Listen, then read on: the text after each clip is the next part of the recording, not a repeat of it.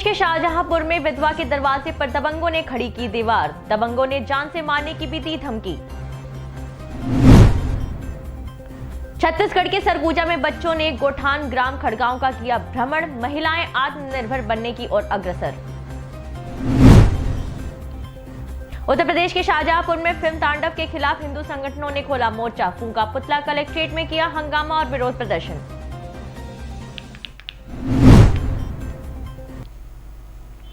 नमस्कार, मैं शाहीन, आप देख रहे हैं IBN भारत और अब खबरें विस्तार से। उत्तर प्रदेश के मुजफ्फरपुर नगर में चरथावल में किसान एसोसिएशन के राष्ट्रीय अध्यक्ष ठाकुर अमरीश राणा और पुंडीर खाप के मुखिया ठाकुर बबली राणा ब्लॉक प्रांगण में तितावी मिल के तौल क्लर्कों के धरने में पहुंचे। आपको बता दें कि तौल क्लर्क पिछले 2 दिनों से अपनी मांगों को लेकर धरने पर बैठे हुए हैं। तौल क्लर्कों की मांग है कि उत्तर प्रदेश सरकार के मिनिमम वेजित तौल क्लर्कों को नहीं मिल पा रहा है और PF का भी कोई रिकॉर्ड नहीं मिला है। तौल क्लर्कों को केवल 5,000 रुपए मिल रहे हैं, जिसमें उनका मोटरसाइकिल का तेल का खर्चा ही पूरा निकल पाता है। तौल क्लर्कों का परिवार भूखा मरने के कगार पर है। किसान एसोसिएशन अध्यक्ष ठाकुर अमरीश राणा ने मामले में संज्ञान लिया और गन्ना उपायुक्त सहारनपुर से वार्ता की। उनका कहना है कि मामला शोषण का है, जिसमें सहायक श्रमायुक्त मामले की कार्रवाई करेंगे। हाँ जी, बताओ आपकी क्या समस्या है? समस्या हमारी है, हम तितावी तोल मिल में इधर तोल लिपिक का काम करते हैं जी। एक तो हमारा समान वेतन नहीं है जी। एक हमारा कोई भी PF नंबर जो एक किसी फैक्ट्री में जो होता है वो कहीं भी नहीं है। हमारा PF नंबर का कोई आता पता नहीं है। दूसरी बात ऐसी है, नहीं हमारा कोई दुर्घटना बीमा है। हमारा कोई भी फैक्ट्री ने उचित काम जो एक टोल बाबू का हुआ है वो कोई भी हमारे पास नहीं है। 5500 रुपये मात्र हमारी सैलरी है, वो भी टाइम पर नहीं मिलती और कोई भी उचित जो इनकी मिल की तरफ तबाह आश्वासन नहीं मिल रहा। हम यहाँ 19 तारीख तक धरने बैठे, ना कोई मिल का कर्मचारी मेरे से मिलने के लिए आया, ना कोई सरकार का नुमाइंदा आया। आज की बात देख रहे हो, और नहीं तो कल से भूख हड़ताल बैठेंगे और जो भूख हड़ताल से भी काम चला तो आत्मदाह करेंगे। जो भी हमारे पास ये काम है सारा का सारा करेंगे। बाकी जिम्मेदार मिल और प्रशासन के अधिकारी होंगे, ना कि हम। 15 साल नौकरी करते होंगे, 12 साल, कई साल नौकरी करते हो। कुछ भी हमारा कोई PF या कोई वगैरह चीज़ हमारे पास है नहीं, ना हमें देना चाह रहे। और कोई समस्या? बस समस्या यही है जी, अगर कोई दुर्घटना परमात्मा ना करे जी, भाई कोई दुर्घटना में हमारा तोल बाबू को दिक्कत होगी तो उसके परिवार को उचित मुआवजा मिले और उसके परिवार को एक नौकरी मिले। आज जो थारी सारी मांग मान जाए सब। तितावी मिल के तौल क्लर्क जो ब्लॉक में धरने पर बैठे हुए हैं, इनकी समस्याएं जायज़ हैं। न तो इन्हें उत्तर प्रदेश सरकार की मिनिमम वेजेज की सैलरी मिल पा रही है और न ही कोई इनका PF का रिकॉर्ड मेंटेन है, जिस संबंध में हमारी वार्ता उच्च अधिकारियों से हो चुकी है। उन्होंने शीघ्र समाधान का आश्वासन दिया है। अमरीश राणा, राष्ट्रीय अध्यक्ष, किसान एसोसिएशन।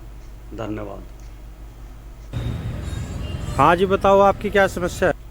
उत्तर प्रदेश के शाहजहांपुर तिलौआ में विधवा के दरवाजे के सामने कुछ दबंगों ने दीवार खड़ी कर दी, जिसकी शिकायत पीड़ित विधवा महिला ने पुलिस चौकी बराकला में की थी। लेकिन एक हफ्ता बीतने के बाद भी दीवार नहीं हटाई गई है और विधवा को जान से मारने की धमकी भी दी गई है। पीड़िता ने इस मामले में समाधान दिवस पर तहसील कलान में मदद की गुहार लगाई है।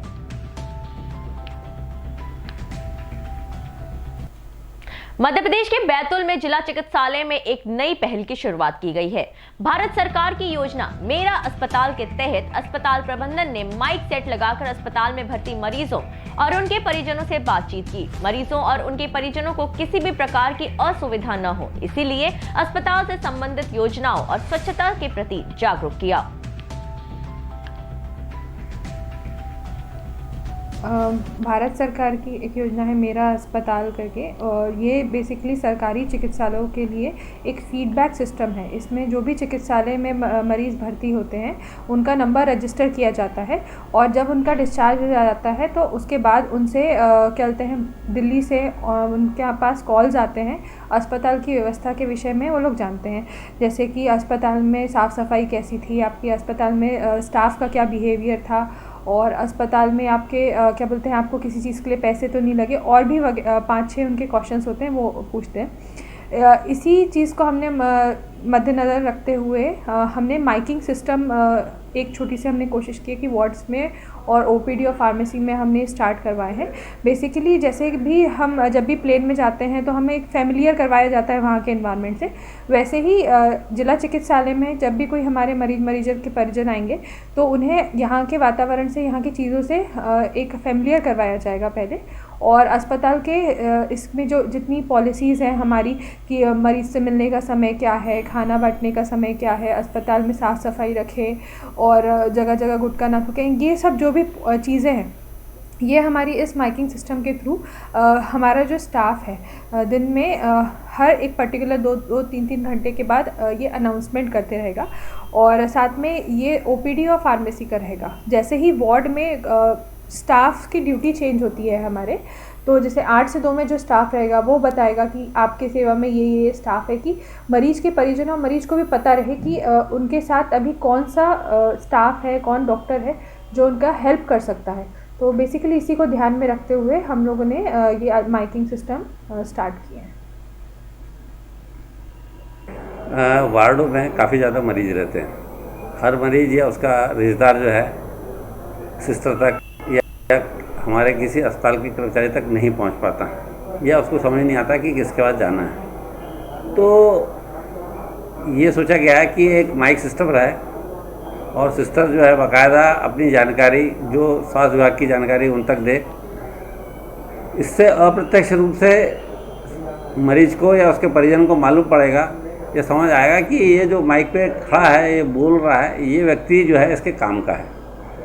तो वो अगर किसी प्रकार की समस्या रहती है, हाथ पैर दर्द होता है, किसी मरीज को कोई उल्टी हो रही है या सिर दुख रहा है या ठीक नहीं लग रहा है, तो वो आसानी से उस सिस्टर के पास में जाने के लिए अपनी कोशिश कर सकता है। अदरवाइज़ नहीं तो उसको ये नहीं मालूम रहता कि उसकी मददगार इस वार्ड में कौन है। तो अप्रत्यक्ष रूप से उस सिस्टम से फ़र्क पड़ेगा।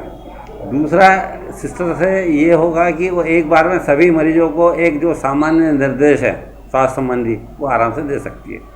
तीसरा यह है कि कोई स्वास्थ्य शिक्षा देना है तो वो बता सकती है। चौथा यह है कि अचानक से किसी तरह की इमरजेंसी आती है तो वो उस पर अनाउंस कर सकती है। पांचवा यह है कि किसी प्रकार की अन्य कोई समस्या आती है तो वो सिस्टर भी बता सकती है तत्काल। इस तरह से विभिन्न प्रकार की जो योजनाएं हैं स्वास्थ्य विभाग की, वो जानकारी दे सकती है, जो एक सामान्य जानकारी है, लोगों को पता रहना चाहिए। चौथा पांचवा इसमें यह है कि स्वच्छता पे ध्यान देने के लिए बार बार अगर निर्देश दिए जाते हैं या समझाई दी जाती है, एक साथ दी जाएगी, तो कोई ये नहीं बोल सकता कि उसको ये चीज़ नहीं मालूम थी। और बार बार बोलने से ये होता है कि स्वच्छता। बिहार के बेतिया आलमगंज बाजार में 4 नकाबपोश अपराधियों ने सेंट्रल बैंक ऑफ इंडिया के मझौलिया शाखा में दिन दहाड़े बैंक लूट की वारदात को अंजाम दिया। पुलिस पदाधिकारियों का कहना है कि सीसीटीवी फुटेज के आधार पर अपराधियों की तलाश की जा रही है। उसमें आए हुए हैं और एक मेरे सर पे लगा दिए बंदूक और एक कैशियर साहब के सर पे और 2 लोग कस्टमर के सर पे बंदूक लगाए हुए थे। लगभग 2 से 2.5 लाख के करीब कैश लूट के ले गए हैं लोग। फायरिंग वरिंग किया लोग? ना, फायरिंग नहीं किया, सिर्फ पिस्टन कन्फर्टी कर लिया। हाँ, क्या नाम है सर आपका? अजय तिवारी।